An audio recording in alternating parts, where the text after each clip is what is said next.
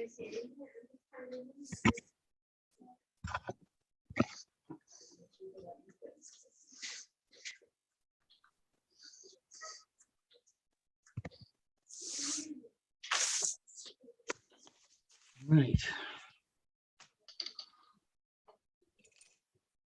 We are live and all set to go. All right, Jim, I've managed to lose the video.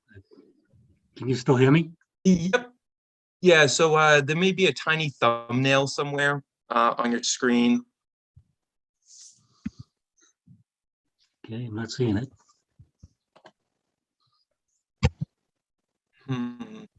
Yeah, it usually looks like 3 boxes. It's a black bar.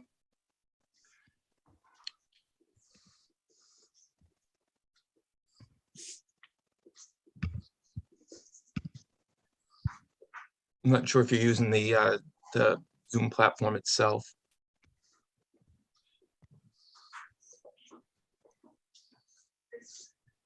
Okay, I'm not sure.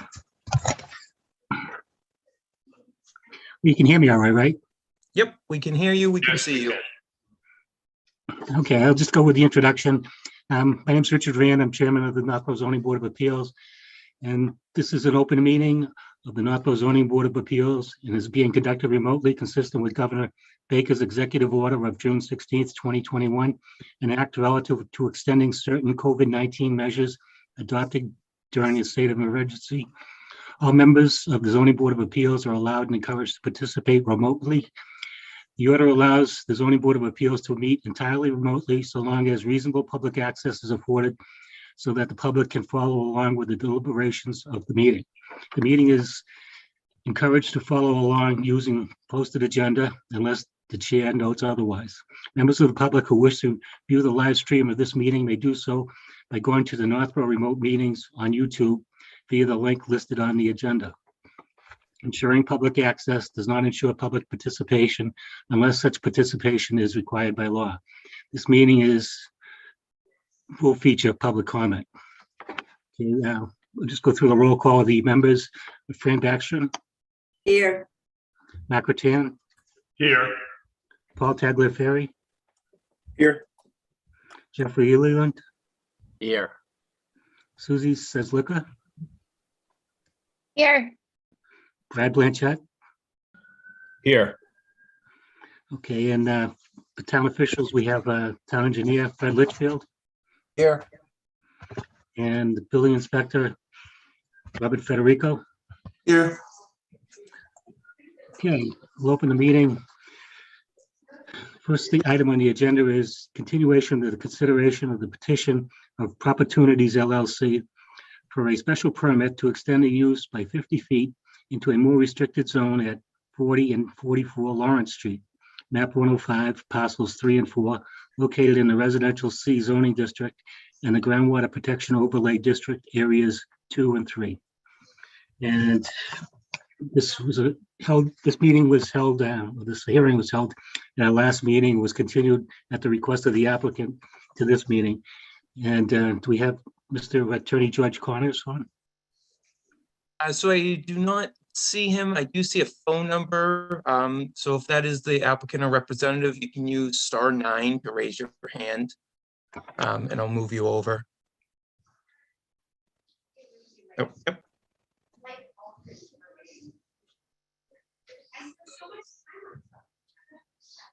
All right, so you do have permission to talk now, and I believe it's *6 to unmute yourself from your phone.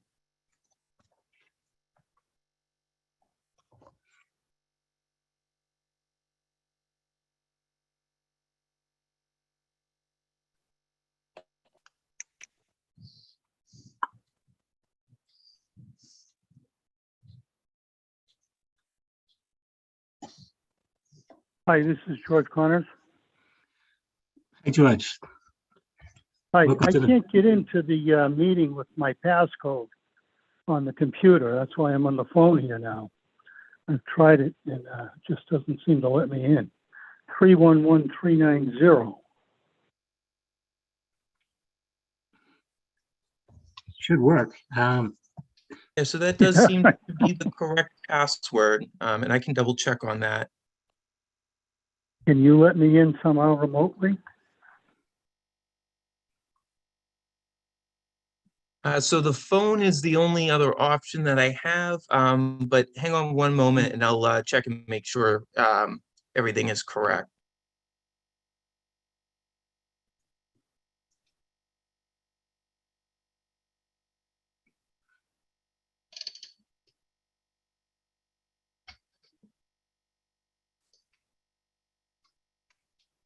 So do you have that prompt pulled up on your computer and I can repeat the webinar ID and passcode for you? Do I have to put, yeah, enter meeting passcode. Yeah, so it is 311390, but do you have the correct webinar ID? That's what I'm wondering. Well, I logged into the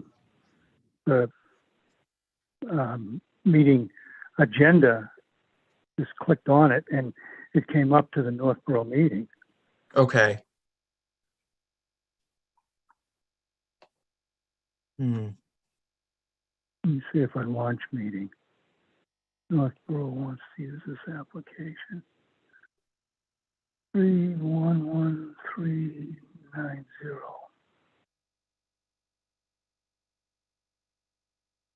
Still incorrect passcode. Let's see what I can do on the phone. I'm sorry. Shall we try that? You can go ahead on the phone. That'll be fine. Okay. So the last time we met, we talked about some kind of issue with respect to potentially asking for a waiver or variance. And I authored a letter on the 15th of February, and you've got a response from the building inspector just as recent as 5 o'clock tonight. But I'd like to go through that letter and the idea of what we are proposing. But first to say that in this particular District A, we are replacing a building with a house. There's some impervious structures on the lot that have greater square footage of area in the more restrictive zone, that being the 2, than the existing, the proposed house by 1,056 feet existing versus 900, which would be in the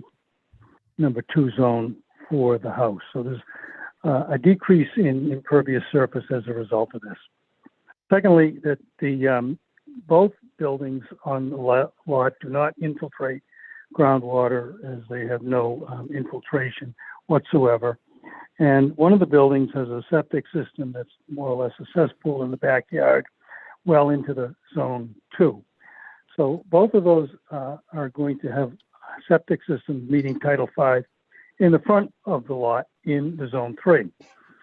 The question is, can we move in by special permit, take the availability of the requirement, allowing us to move 50 feet, based on the fact that the groundwater district in the more restrictive is allowed per your zoning bylaw groundwater protection. And that takes us so that we do not use any land beyond 50 feet in the groundwater tube for any construction activity. We're actually moving a septic system, an old septic system, out of that. The groundwater bylaw is an overlay bylaw, and the town groundwater zoning map is entitled Groundwater Protection Overlay District Map. Under the regulations for the 1, 2, and 3 zones, we have 80,000 square foot required for a 1 zone, 40,000 for a 2 zone, and the 3 zone that is our lot has what's called a provision to use the underlying zoning. As stated a minute ago, the overlay is the groundwater zoning district. It overlies what was previously there as the base zoning districts, the business, the residential, the various residentials and that. So when we go to the actual bylaw, it says that you can build in the underlying district for the groundwater 3, which requires 20,000 square feet. Again, the groundwater 3 does not have a specific square footage requirement as opposed to the groundwater 1 and the groundwater 2 at 80 and 40. Indeed, the provisions later on in the bylaw allow for two-family structures on 40,000 square foot lots. The totality of these two lots is just about 49,000 square feet, but as you know, there's an existing house. In the groundwater 3, you can have a two-family for 20,000 square feet. So again, it appears clear that the underlying district, that of the residential 20,000 square foot district, allows for the construction of a new house on the lot and the use of the existing lot. Now, the building inspector has drafted a letter, which we just got, and I'd like to point out one thing that's very important in that. He talks about the fact that there's an A&R. That A&R has been signed by the planning board, but there's been no transfer of any lots. And as you know, until lots are transferred, an A&R is just that, it's a plan. It conveys no rights, but in order to get a permit under zoning, we always need to provide a plan that shows exactly what we're doing. So while that A&R has been signed and is the principal exhibit in this particular application as to how you would grant a permit were you to do that and reference it, it simply does not take any legal basis or import beyond that particular point. So I'd like to make that very, very clear.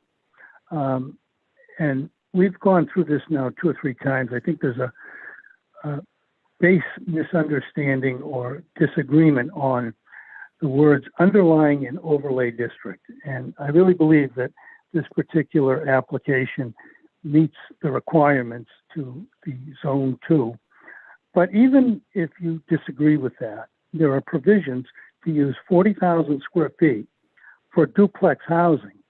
Duplex housing is 2 units on the land where we will have, in this instance, as we petition, 2 individual houses. We don't want to tear one down. That's manifestly unjust to require.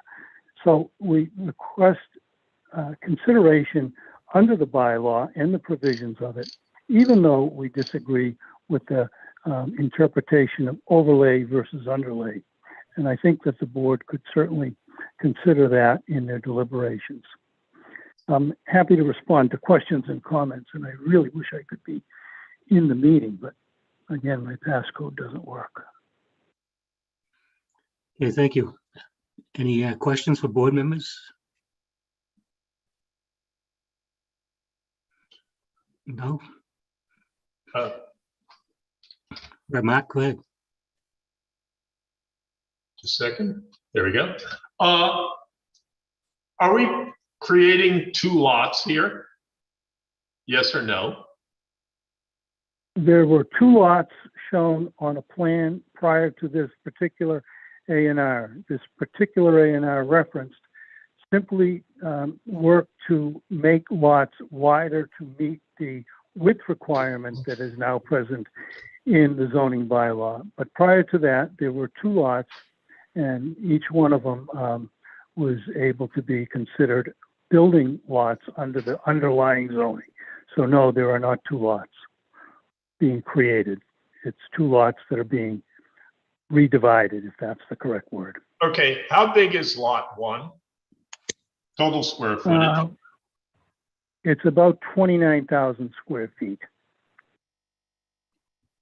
And how big is the second one? And that is what address? That should be, can't call it my, okay, let me see, hold on here. Is that 40 or 44? I'll tell you in 2 seconds here if I, oh gosh.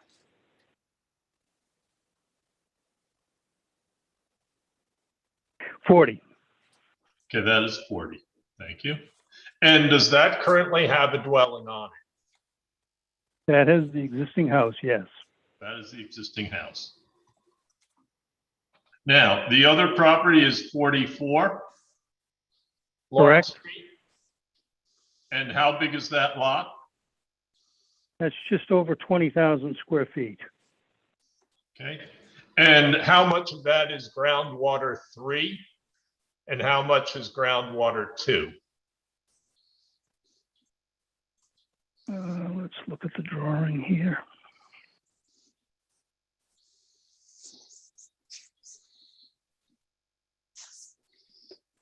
You can give me a rough. I don't need exact. Yeah, square I think footage.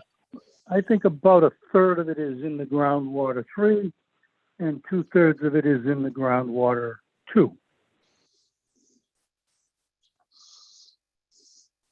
Visually looking at the assessor's map.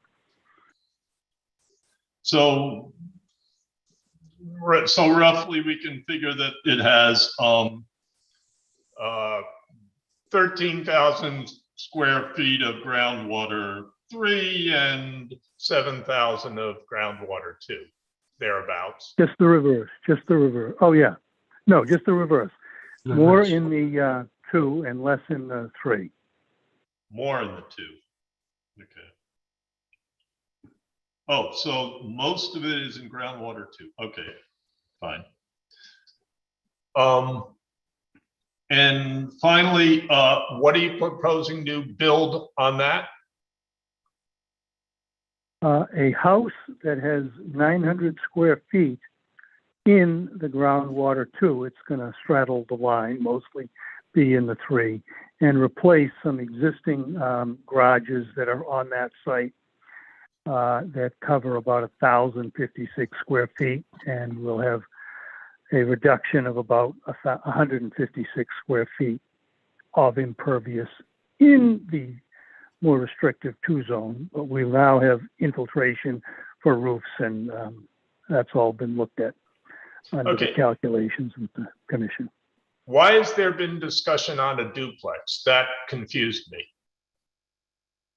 It's simply a alternative that's provided for in your bylaw that I thought would make a lot of sense, that, hey, you can do a duplex on 40,000 square feet, presuming that we're dealing with the 2 zone. Presuming that you had nothing there, you had 49,000 square feet, Mhm. you could come in and say, look, I can do a duplex here, and I would meet the requirements. And I have to say at this point, with respect to the various things that you're protecting in the bylaw, these 2 projects meet that. And in fact, it enhances it because it moves a septic system out of well into the groundwater 2 to the 3. Okay, so there's no proposal to actually construct a duplex. No, it's simply a alternative that, A illustration. Okay. All right. Thank you. I think I who have is what this? I need. I get a lot of echo. Who is this one? What was your name? Mark Rutan. Okay. Any other comments by board members, questions? Not seeing any. Oh, Fran, go ahead. Okay, thank you, Mr. Chair. All right, the actual 2 lots, though, do have more than 20,000 square feet in them, correct? I'm So- sorry, I don't understand. So I'm just trying, the use is to extend the development into the more restrictive groundwater. But the lot itself is more than 20,000 square feet. The underlying, so Yeah. that's the argument, right? The underlying square footage of the lot meets the 20,000. The fact that a large portion of it is in a more restrictive groundwater is, I mean, it's about where you're placing the house, I guess. If you could move it a little bit more forward, we would be looking at the entire lot as 20 and 29,000 square feet and say that, of course, you could build the house because you're building it on the front of the lot. Because the lot itself is more than 20,000 square feet, right? The lot is a little bit more than 20,000, correct? Okay, all right. Okay, I just needed to say that out loud. Thank you. does the rest of the board agree with your comment? Excuse me? Mhm. That was an interesting comment. I think we could certainly change the house so that very little of it is within the 3 zone. It'd be kind of an odd looking house, but we could at least look at making it so that it was all in the 3 zone, if that satisfies. Well, I'm, Mr. Chair, what I'm Go ahead, trying to Fran. gather is that the lot itself meets the underlying criteria of more than 20,000 square feet. No, Fred is shaking his head no? I'm sorry. I don't know. I am shaking my head no. I believe what Bob's letter indicated to you today was that because he doesn't have all 20,000 square feet of land on the lot without encroaching into the groundwater 2 area, he doesn't meet the minimum lot size. If he had 20,000 square feet without going into the groundwater 2 area, then he would have a lot. Then he would have a buildable lot. Interesting. All right. I Okay, guess thanks, I'm- Fred. Right, yeah. And we disagree with that because underlying zoning is what the B zone, the residential 20,000 square foot zone requires. Okay. But Paul, not in the groundwater 2 area. Paul, go ahead. Yeah, thank you, Chair. So I guess I just want to clarify sort of, Bob, your letter and sort of Fred to what you kind of just said just now. So this lot, 44 Lawrence Street, right, to Mark's question earlier, has about 20,000 square feet in total size.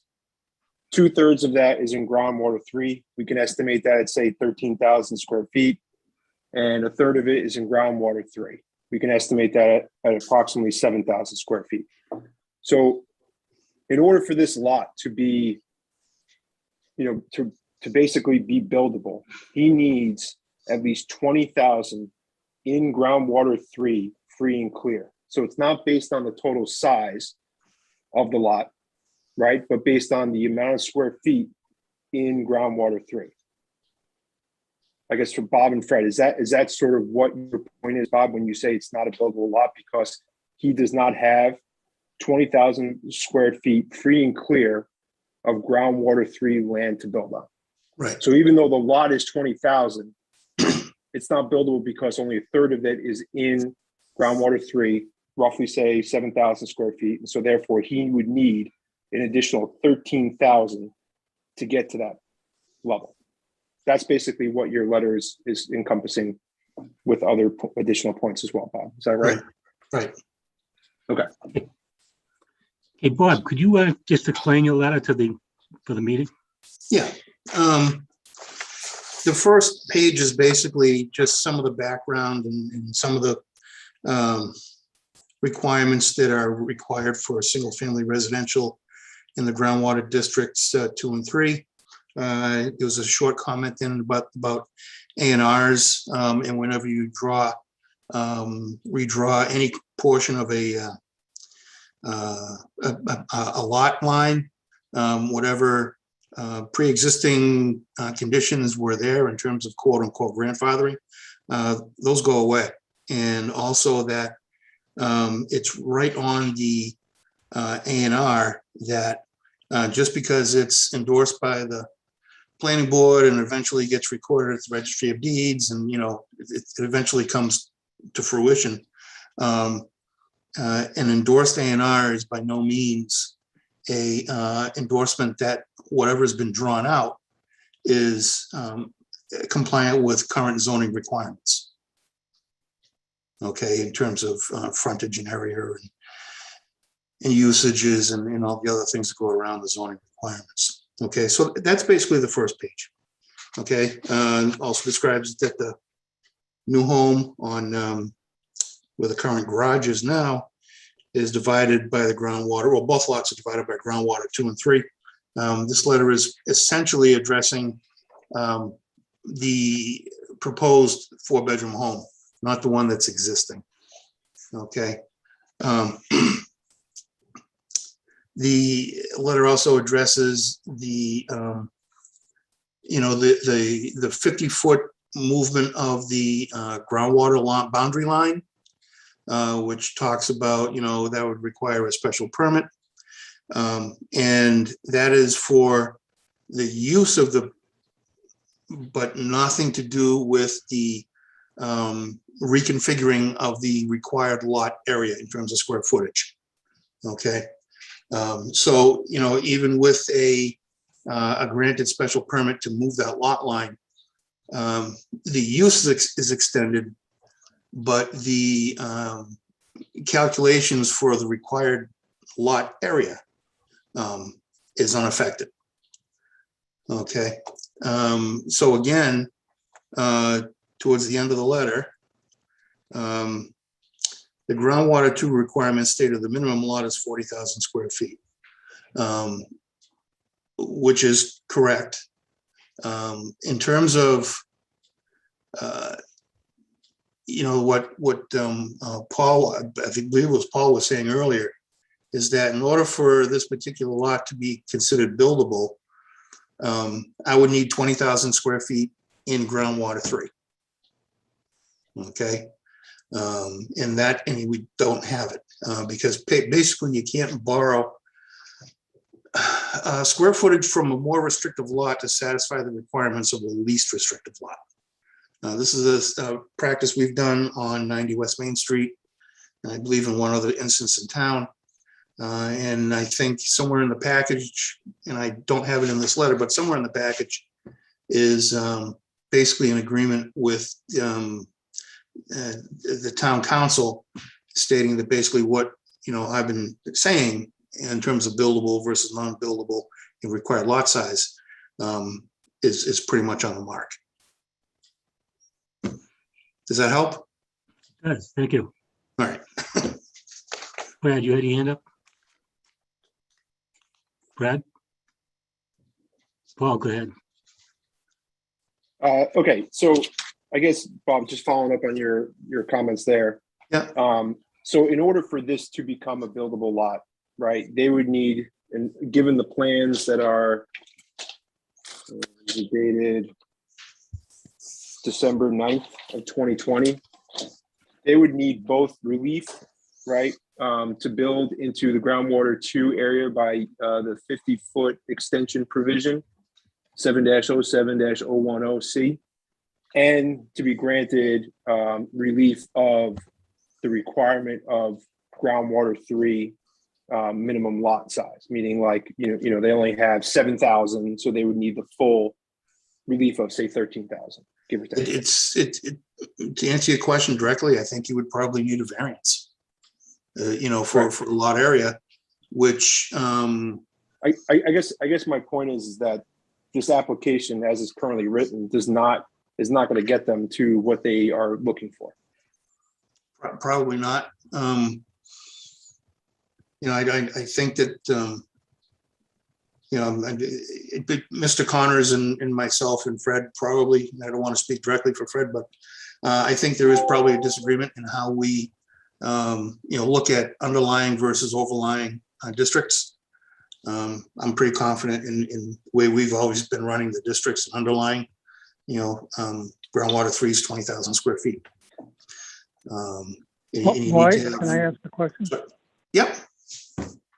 Why is there the word underlying, and what does it mean when you have a groundwater map and a bylaw that say overlay? Okay, the overlay district overlays all other districts in town. Okay, so they overwrite the rules. When you have an underlying district or underlying requirement, and the overlay district speaks to an underlying requirement, it reverts back to the base zoning code. Okay, so what you've got is take for example in a groundwater 3, 20,000 square feet for a buildable home lot. There's an overlay requirement if it's in a groundwater 2 or groundwater 1, but in this case, with the groundwater 3, it says allowed as underlying requirements.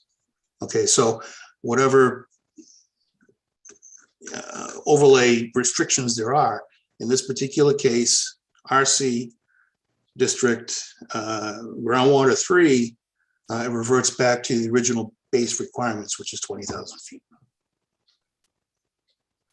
And the only requirement beyond that, the groundwater area 3.2, under your C area 3.2, is that it has the percentage in impervious calculation proving it doesn't have an impact. Right. So And the if it- underlying is the 20,000 square feet. Right. You have 40,000 for the 2 and 80,000 for the 1.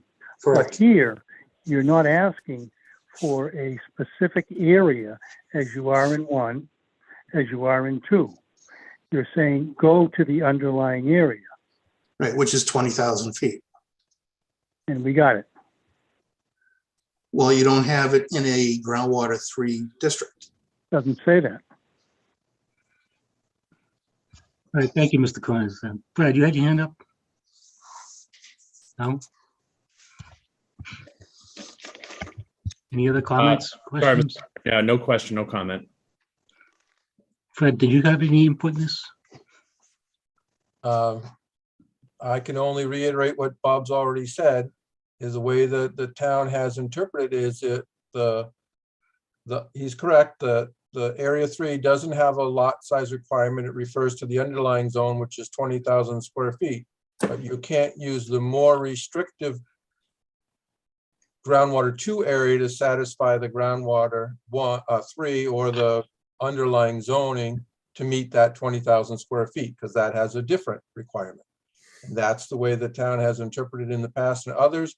This is what the town, I specifically have been saying since October. This is what we referred the entire case to town council for. Town council rendered opinion that he was in agreement with the way the building inspector was interpreting it. And as far as I can see, these 2 lots are not buildable separately. If they were to be combined as one, then there would be enough land area, I think, in the groundwater 3 area or in the groundwater 2 area, they would have more than the 40,000 square feet.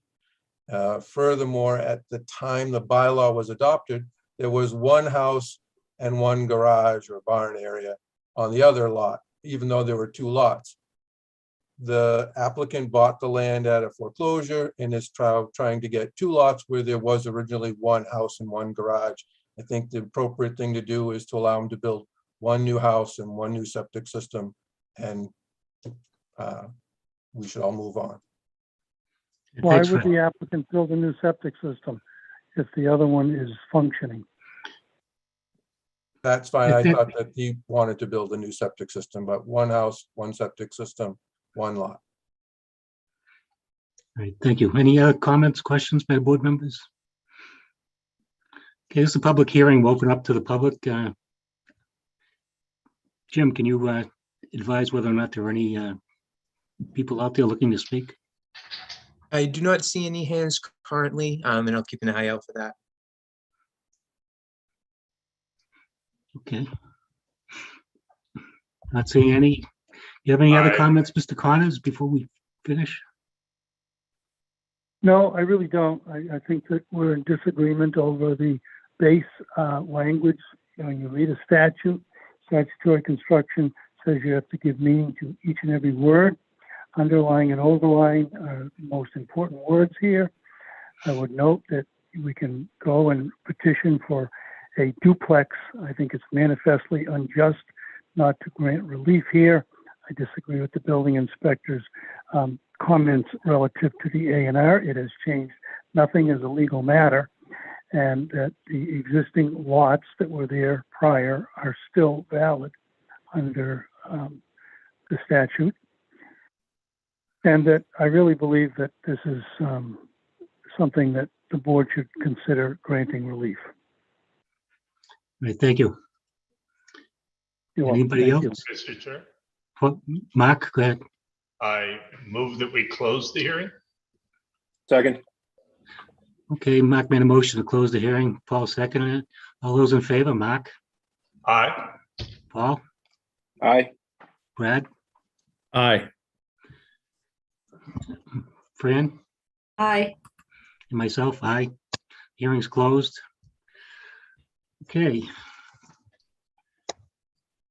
It's the basically the last thing on our agenda, so why don't we discuss it and make a decision?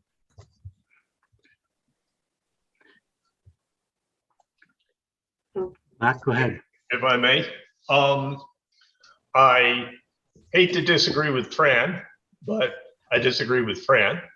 I believe that we created the overlay districts because the operation of a household on the property impacts the groundwater.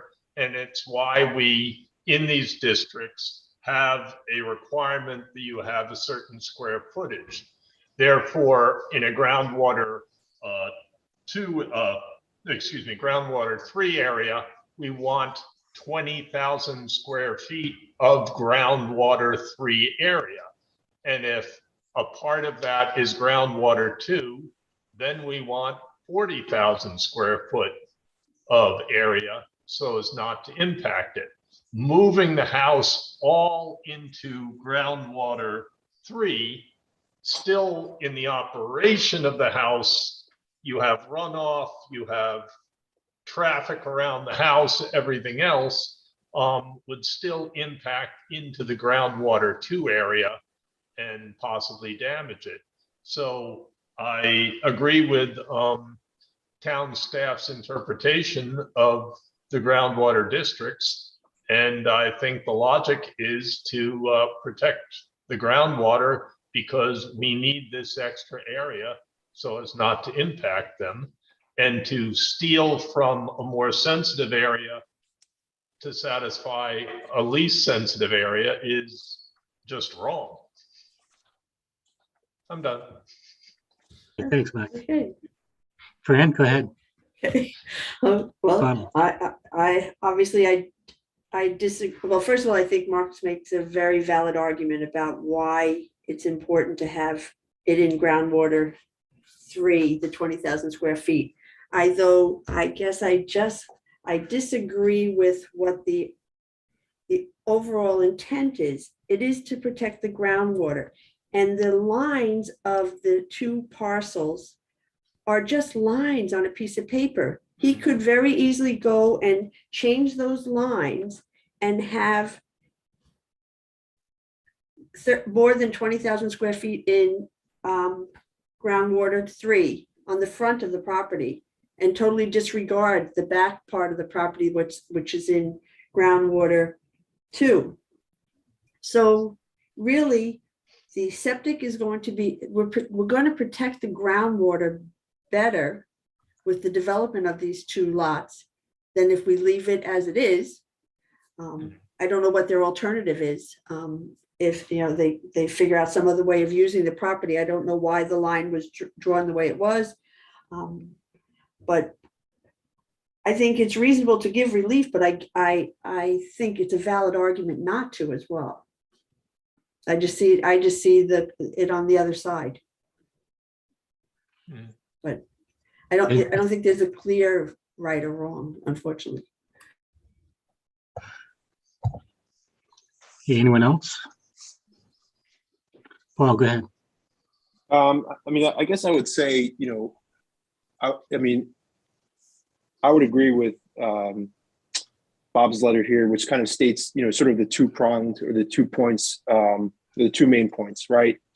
One, that he needs a special permit for the 50-foot extension if he wants to build a house, right? That, sort of straddles both groundwater 2 and groundwater 3, right? And then the second part, which is that even if we do grant that, which is what this application is basically asking for, right? He still needs the secondary step, which is we need to grant relief for the additional 13,000 or so to get that minimum lot size to be 20,000 square feet. So even if we look at this application and say, the relief is fine, it still does not get him a buildable lot, right? And so I just think, like, even though the applicant disagreed with Bob's interpretation, I would tend to side with, well, town staff and town council and their interpretation of what they are trying to do and what the steps they need to go through in order to get what they want to get to, the end result. right? But I looked at his application and I don't see what it is that they need to, are asking for, what they need to ask for in this application.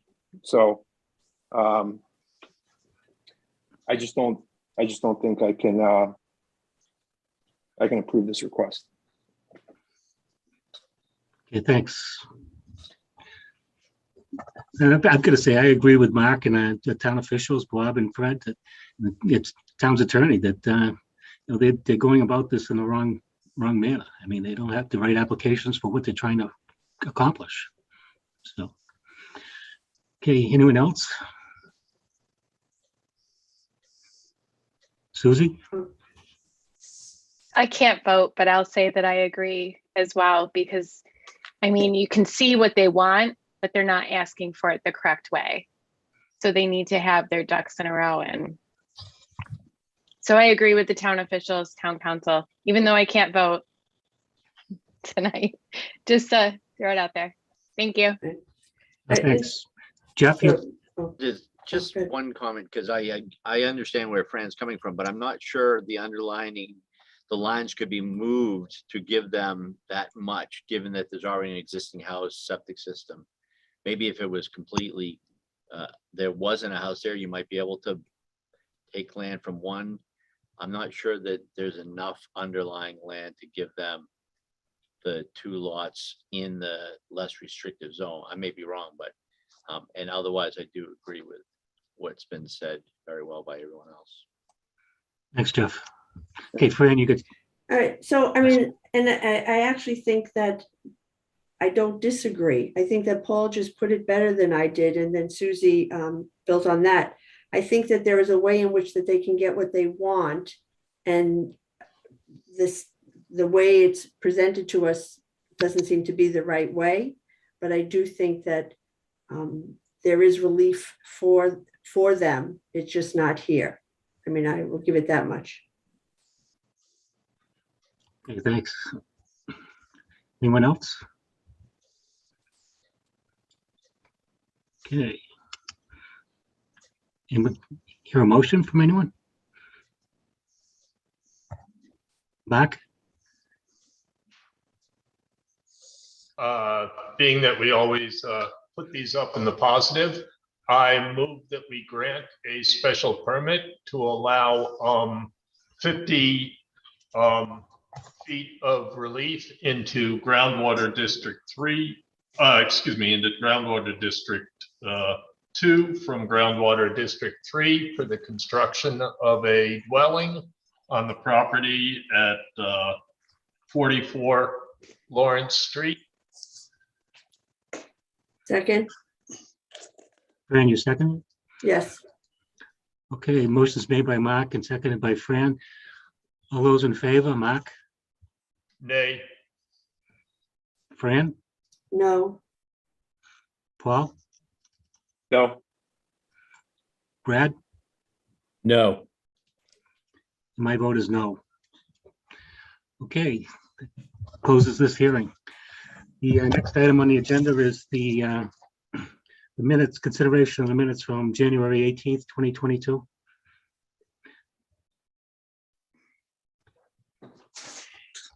Anyone read them? I've read them, they look good to me.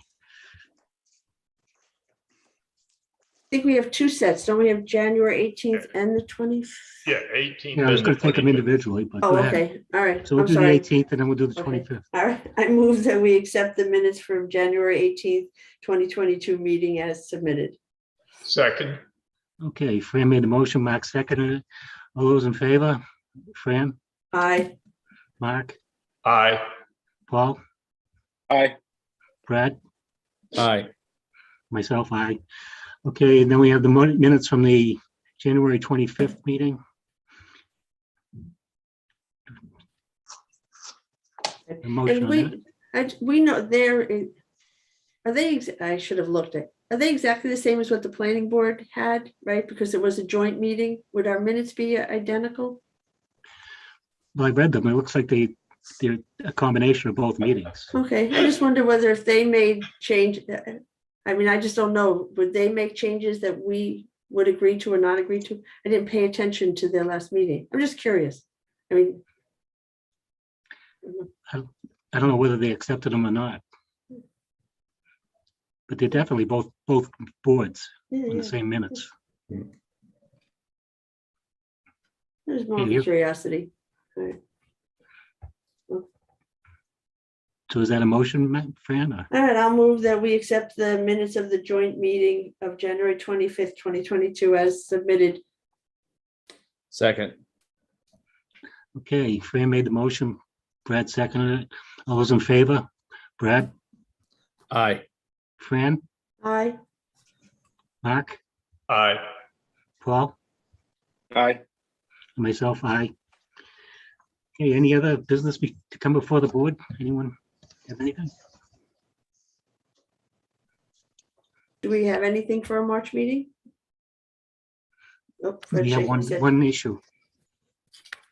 Okay. The I believe sign. there's a sign variance that's been requested to be on your agenda for February. Mean for March. March, yes, thank you. Forgot what day it was. Okay. That's the only And business we have. it's March 22nd, correct? I Yes, believe so. Yes. March 22nd. Yes, From 1/22nd to the next. yes. Yes. From the 222s to the 322s. Okay, you hear a motion to close or adjourn? I move that we close. Is there a Second. Okay, Mark made a motion to adjourn. Brad seconded it. All those in favor? Mark, Aye. Brad, Aye. Paul, Aye. Fran, Aye.